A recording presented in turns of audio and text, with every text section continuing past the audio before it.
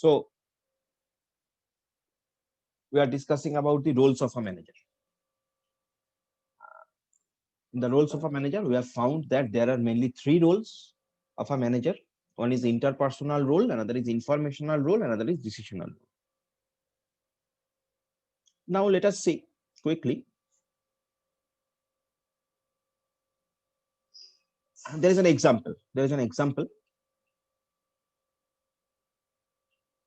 Like roles of the HR at TCS. TCS একটি organisation, সেখানে HR এর কি কি রোল। তো HR মানে human resource manager. His or her role is to performance management, performance decision, কে কি কিরকম পারফরমেন্স করছে সেটাকে অ্যাসেস করা। Not only that, his or her role again is to recruit new employees. His or her role is to providing training,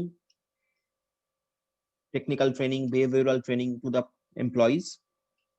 And not only that, with that, his or her responsibility is to career development of an employee and monitoring their career development process. So this is the role of a HR manager at any organization. Basically, this is an example of TCS. Any organization it can be. Now আমরা যদি আরেকটু ডিটেলসে দেখি যে ম্যানেজারের কি objective এবং কি রেসপন্সিবিলিটিস হতে পারে। তো health and safety measurements of the workforce, it is the responsibility of the manager. Development of a superior workforce, একটা ভালো ওয়ার্কফোর্স, ভালো টিম তৈরি করা ম্যানেজারের কাজ। Meeting the goals of the department, তোমার ডিপার্টমেন্টের যে গোলস, যে অবজেক্টিভ সেটাকে মিট করা, সেটা ম্যানেজার হিসেবে তোমার কাজ। মেনটেন দি এমপ্লয়ি ওয়ার্ক শিডিউল, এমপ্লয়িরা ঠিকঠাক ওয়ার্ক শিডিউলে কাজ করছে কিনা সেগুলো ম্যানেজ করা ম্যানেজারের কাজ। ডেলিগেট রেসপন্সিবিলিটিস টু এমপ্লয়িজ, প্রত্যেকটা এমপ্লয়ির কার কি রেসপন্সিবিলিটি সেটাকে অ্যাসাইন করা, ডেলিগেট করা, সেটা ম্যানেজারের কাজ।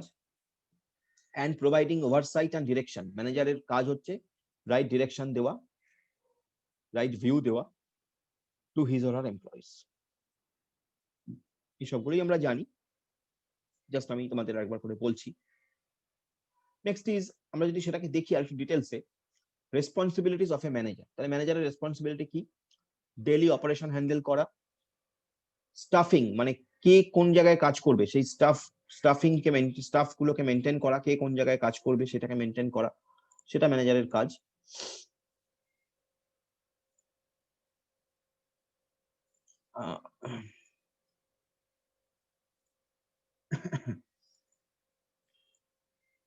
নেক্সট কাজ ইজ লাইক সেট গোলস, কি তোমার অবজেক্টিভ সেটাকে সেট করা।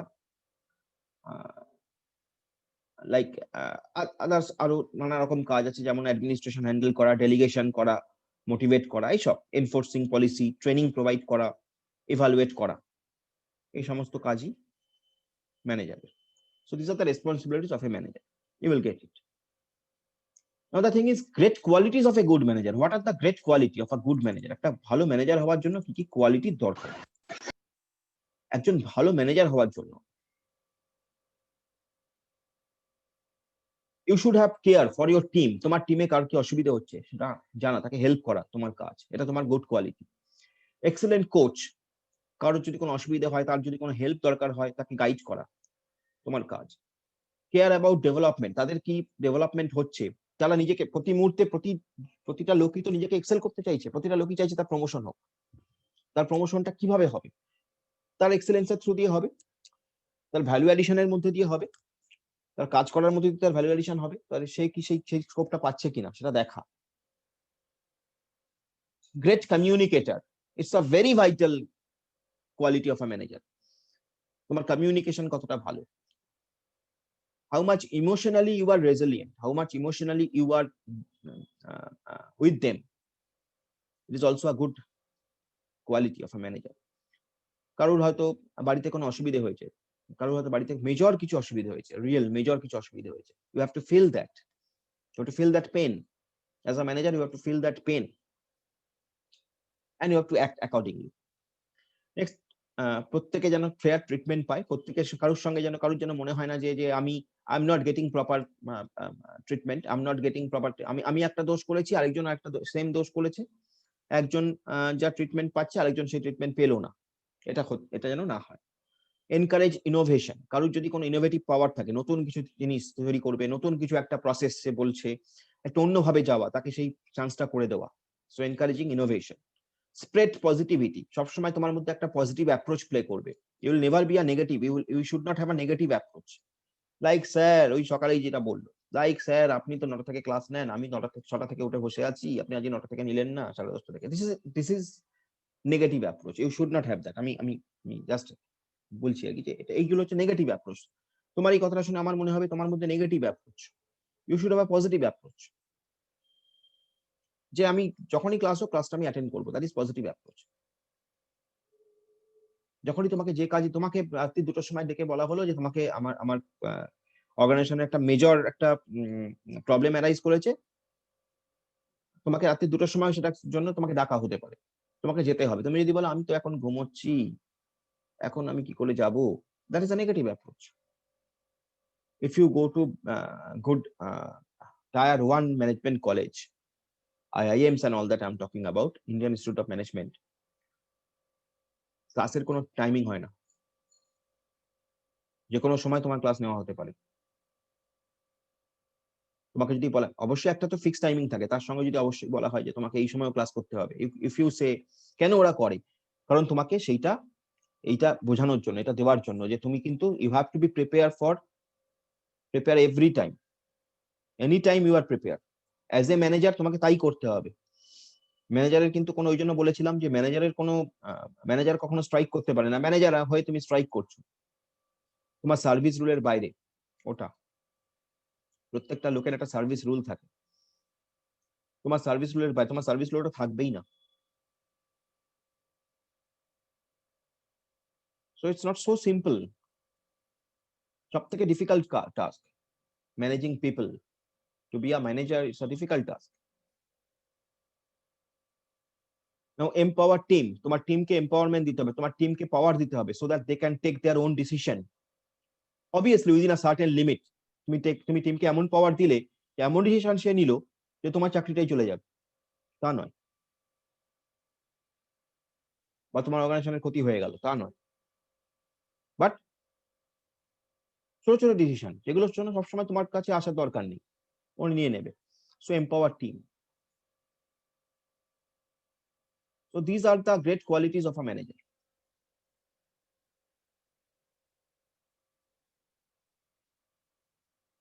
সেটাই এখানে বলা আছে আরো অন্যভাবে, লাইক ডিসপ্লেস লিডারশিপ কোয়ালিটিস। তোমাকে লিডারশিপ কোয়ালিটি, তোমার যে লিডারশিপ কোয়ালিটি আছে সেটা ডিসপ্লে করতে হবে। কিভাবে করবে? You have to set an example. একটা কাজ, কঠিন কাজ, তোমাকে এক্সাম্পল সেট করে দেখাতে হবে যে yes I can do that, so you also can do that, you should try it. Inspiring others, তোমার মধ্যে ট্রান্সপারেন্সি থাকবে, অনেস্টি থাকবে। তোমার আমার মধ্যে ট্রান্সপারেন্সি ইজ ভেরি ইম্পর্টেন্ট, যে আমি স্যার এটা করছি, আপনাকে জানিয়ে করছি। অনেস্টি থাকবে, you should have honesty within yourself, যে I am honest to my job, towards my work. You should have the capability, I mean communication is very important, communicates effectively,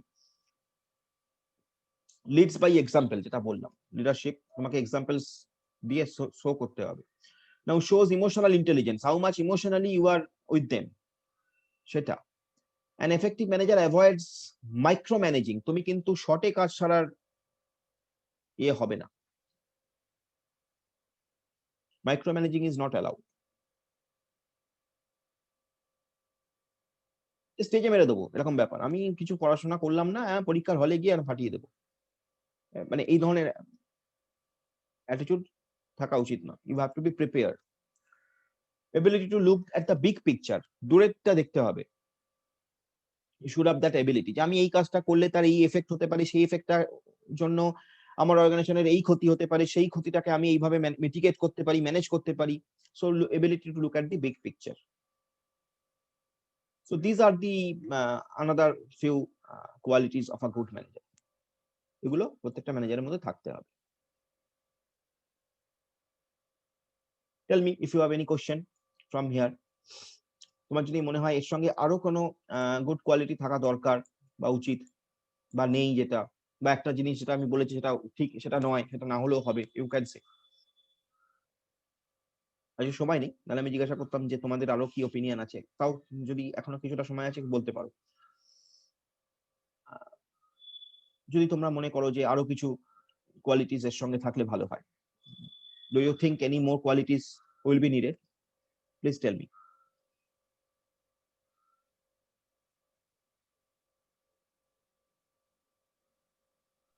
sir অনেক সময় তো স্যার ম্যানেজারদের কিন্তু মানে মানে তাদের নিচে যে আছে এবং তাদের উপরে যে আছে, ম্যানেজারের হায়ার অথরিটি যে আছে, ম্যানেজারের আন্ডার করে দুজনকে হিসাবে রাখতে হবে। ম্যানেজারের মানে মানে কেউ যাতে মানে যার আন্ডারে যে আছে তারা ম্যানেজার, তার তারও যাতে কোনো অসুবিধা না হয়, আর ওপর যার হায়ার অথরিটি তার না হয়। হ্যাঁ মানে তোমার কথাটা কেটে যাচ্ছে, যাই হোক মানে ব্যাপারটা হচ্ছে মেনটেন দি গুড লিয়াজো, আবার সেই কথাটা চলে আসছে। তোমাকে হায়ার অথরিটি এবং তোমার নিচে যারা আছে, সাবঅর্ডিনেট যারা আছে, তাদের সবার সঙ্গে গুড লিয়াজো মেনটেন করে চলতে হবে। স্টেবিলিটি টাইপের দুজনকার মধ্যে। Exactly. You will be in a balancing position, so and it's very tough. I'm telling you, it's very tough until Yes. unless you are preparing yourself in that mode. তোমাকে সেই মোডে নিজেকে তৈরি করতে হবে। একদিনে হবে না, গ্রাজুয়ালি হবে, বাট তোমার মধ্যে সেই অ্যাটিটিউডটা থাকতে হবে। এবং আরেকটা জিনিস যেটা সেটা এখানে হয়তো নেই, you have to be ready to learn anytime. You have to be ready to learn at any time. তুমি সবসময় শিখছো, আজকেও এখনো আমরা শিখছি, আমরা সবাই we are under a learning process. টোটালটাই স্যার আরেকটা স্যার ম্যানেজারের মধ্যে যে লিডারশিপ কোয়ালিটি দরকার, যেমন স্যার অনেকে এরকম দেখা যায় স্যার লিডার, হ্যাঁ স্যার লিডারশিপ কোয়ালিটি আছে, কিন্তু অনেকে এরকম হয় লিডারশিপ কোয়ালিটি আমার স্পেসিফিক দু ধরনের হতে পারে।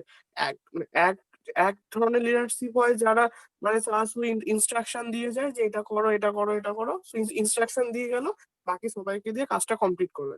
আর স্যার আরেকটা জিনিস মানে লিডারশিপ হয় যারা ওই যে কাজটা হ্যাঁ সে হয়তো প্ল্যানিং করছে কি আমি কি করতে হবে সমস্ত কিছু স্যার করছে, তারপর মানে যাকে দিয়ে কাজ করে তাকেও সেও যদি একটা পার্ট হয়, মানে কাজটারও যদি পার্ট হচ্ছে মানে ও কিছু করছে সেই কাজটারও সেও গিয়ে কিছুটা হেল্প করছে, সেই লিডারশিপটা মানে বেশি ভালো হয় যদি ম্যানেজারদের মধ্যে যদি থাকে। অবভিয়াসলি ওইটা সেই মডার্ন অ্যাপ্রোচ আর ট্র্যাডিশনাল অ্যাপ্রোচ মনে আছে আমরা বলেছিলাম মডার্ন অ্যাপ্রোচ। হ্যাঁ স্যার তো মডার্ন ট্র্যাডিশনাল অ্যাপ্রোচে ছিল বস, মডার্ন অ্যাপ্রোচে কিন্তু লিডার। তো লিডার উইল সেট এক্সাম্পল, আর বস কি বলবে তোমাকে ইনস্ট্রাক্ট করবে তুমি এটা করো। এখনকার দিনে আর বসিং হয় না, এখনকার দিনে ডেমোক্রেটিক অ্যাপ্রোচ, তোমাকে ওকে নিয়ে চলতে হবে। তো এখন সেটাই হচ্ছে difference. Good point. So this is the thing. চলো আজকের জন্য এটুকুই থাক, তোমাদের নেক্সট ক্লাস আছে পরের দিন আবার আমরা বসবো। ওকে চলো bye. Okay sir, thank you sir. Thank you, sir. Thank you, sir. Bye, sir.